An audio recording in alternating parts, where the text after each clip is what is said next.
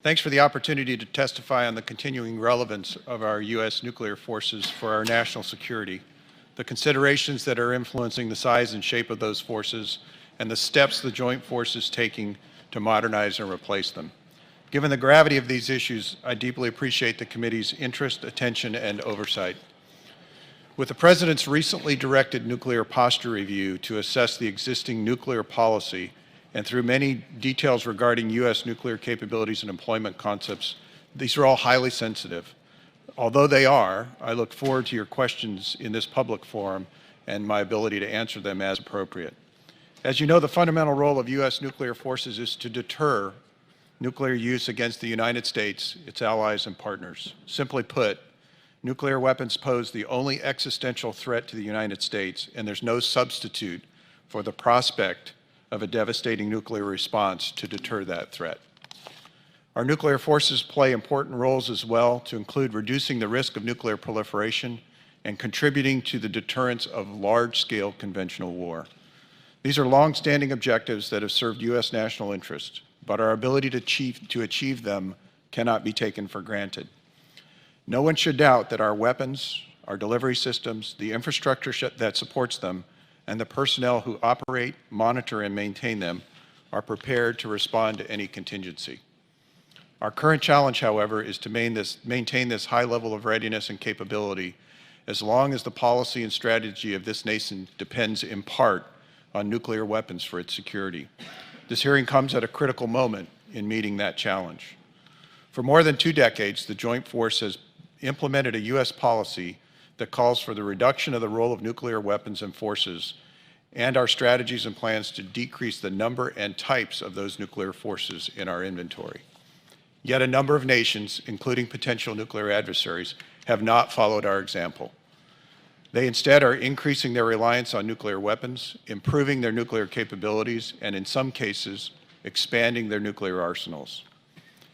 Our nuclear deterrent, as has already been stated, is nearing a crossroads. To date, we have preserved this deterrent by extending the lifespan of legacy nuclear forces and infrastructure, in many cases for decades beyond what was originally intended.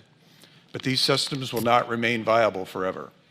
In fact, we are now at a point where we must concurrently recapitalize each component of our nuclear deterrent: the nuclear weapons themselves, the triad of strategic delivery platforms, the indications and warning systems that support our decision processes, the command and control networks that connect the President to our fielded forces, and our dual-capable tactical aircraft that can be equipped with non-strategic nuclear weapons. Our joint forces' ability to preserve these capabilities beyond their intended lifespan is indeed a technical achievement. However, nuclear modernization can no longer be deferred. Any disruption in the current program of record for future acquisition plans will introduce the significant risk to our deterrent. As a result of previous delays and deferrals, all well considered, we are currently depending on just-in-time modernization and replacement of many of the components of our nuclear triad. The cost of these efforts is substantial.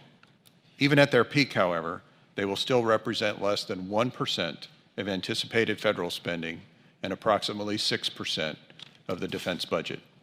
Moreover, there is no higher priority for the Joint Force than fielding all of the components of an effective nuclear deterrent, and we are emphasizing the nuclear mission over all other modernization programs when faced with that choice.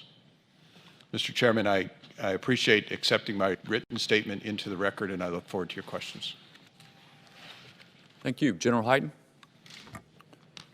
Good morning, Chairman Thornberry, Ranking Member Smith, members of the committee. On behalf of the men and women of the United States Strategic Command, I'd like to echo the thanks of the Vice Chairman and express our appreciation for the committee's continued support for the nuclear mission. I look forward to build upon this relationship on our shared objective of protecting the nation. Our mission at United States Strategic Command is to employ tailored nuclear, space, cyberspace, global strike, joint electronic warfare, missile defense, and intelligence capabilities. We deter aggression, decisively respond if deterrence fails, assure allies, shape adversary behavior, defeat terror, and define the force of the future. Let there be no doubt we have a safe, secure, reliable nuclear enterprise today, and our nuclear forces are ready to meet any challenge. Nonetheless, much work is needed to make sure that this is the case as we look out into the coming decades. At STRATCOM, peace is our profession, and one of the ways it is achieved is through strategic deterrence. That mission has been the bedrock of our national security for decades now, and it is foundational. As such, I have three priorities in my command.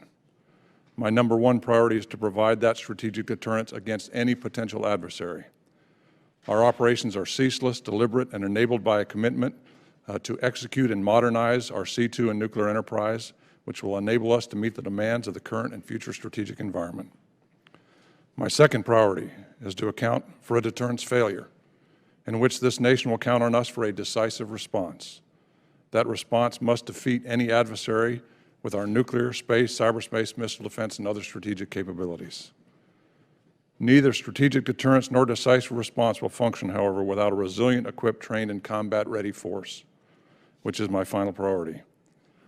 Our fight is continuous, each and every day, across and around the globe. This requires our forces to have depth and capability and breadth and capacity. We cannot do it alone. We must constantly challenge ourselves to integrate with allies, partners, the interagencies, the Department, the Joint Staff, and other commands to ensure we capitalize on the unique capabilities that STRATCOM can bring to bear. Today's deterrent force remains safe, secure, reliable, and ready. However, the United States faces significant future challenges in sustaining the required capabilities to meet our enduring national security objectives and the extended deterrence commitments we have around the world. At a time when others continue to modernize and upgrade their nuclear forces, nearly all elements of the nuclear weapons stockpile, our delivery systems, our other critical infrastructure are operating well beyond their design service life. Maintaining strategic deterrence, assurance, and escalation control capabilities requires a multifaceted, long-term investment approach and a sustained commitment to maintain a credible nuclear deterrent. That nuclear deterrent is only as effective as the command and control that enables it to function. Therefore, our nuclear command and control communication systems, NC3, must be assured, reliable, and resilient across the full spectrum of conflict. Maintaining a credible deterrent requires sustainment and modernizations of key systems and capabilities throughout the architecture. The unpredictable challenges posed by today's multi-domain, multi-threat security environment make it increasingly important to optimize our legacy NC3 systems and leverage new technologies and capabilities. Through continuing funding for NC3 modernization, we can ensure effective command and control for these forces well into the future. So I look forward to participating in the hearing today in the administration's recently announced nuclear posture review, which will address many of the issues we'll discuss. And I thank the committee again for your support. I look forward to your questions. Thank you, sir. Admiral Moran. Thank you, Mr. Chairman. I appreciate the opportunity to be here this morning, and I echo the comments by both General Sельва and General Hyten. And I'm extremely proud to represent the men and women who man, operate, and maintain our strategic ballistic submarine force, and I look forward to your questions. Thank you. Thank you. General Wilson. Chairman, the same. I look forward to any questions from the members here today that represent the United States Air Force that provides 2/3 of the nation's triad and 3/4 of the nuclear command and control communications. We stand ready to answer your questions. Okay. Well, thank you all. General Sельва, yesterday I had the opportunity to tour Fort Campbell. It just reminds me that we have a lot of needs in this military. But did I hear you correctly that there is no higher priority for the joint force than modernizing this part of our defense effort, our strategic deterrence?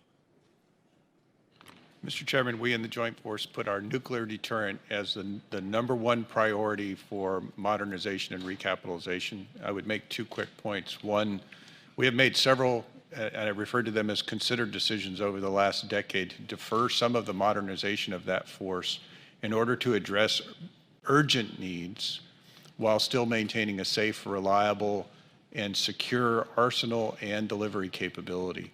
But in making those decisions, we have squeezed about all the life we can out of the systems we currently possess. And so that places an extra premium on a very deliberate long-term investment strategy to replace those systems as the existing systems age out of the inventory. And that's the reason we use the terminology. We place it as our #1 priority. There is an urgency in terms of time and in terms of stable long-term investment in order to be able to deliver this capability.